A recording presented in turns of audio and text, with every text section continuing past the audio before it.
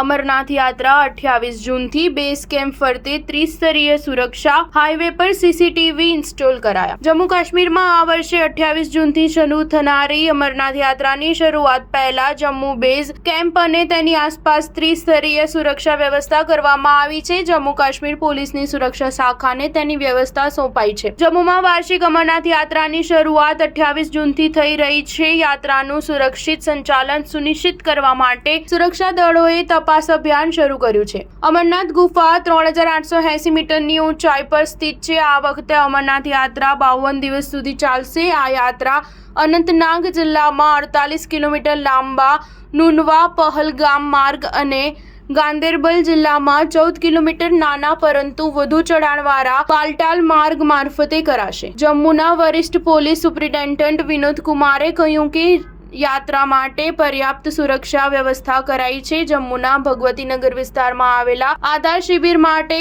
ત્રિસ્તરીય સુરક્ષા ઉપાય કરાયા છે। જમ્મુ શહેર સ્થિત હાઉસિંગ એન્ડ રજિસ્ટ્રેશન સેન્ટર પર પણ સુરક્ષા વ્યવસ્થા સઘન કરાઈ છે। પોલીસે રાજમાર્ગ પર પણ સુરક્ષા વ્યવસ્થા વધારી છે, જ્યાંથી રોજ યાત્રાળુઓ નીકળશે। અધિકારી અનુસાર રાજમાર્ગ પર સુરક્ષા વ્યવસ્થા કરાઈ છે અને સુરક્ષા દળોને પણ તૈનાત કરાયા છે। સુરક્ષા ઉપાયો તરીકે પોલીસની સુરક્ષા શાખાએ ક્ષેત્રનું નિયંત્રણ તેના હાથમાં લીધું છે। બેઝ કેમ્પની આસપાસના વિસ્તારના 24 કલાક મોનિટરિંગ માટે બોડી સ્કેનર અને સીસીટીવી કેમેરા લગાવવામાં આવ્યા છે, જેમાં 360 ડિગ્રી ફરતા કેમેરા સામેલ છે। સુરક્ષા માટે પેરામિલિટરી ફોર્સની કેટલીક કંપનીઓને તૈનાત કરાઈ છે।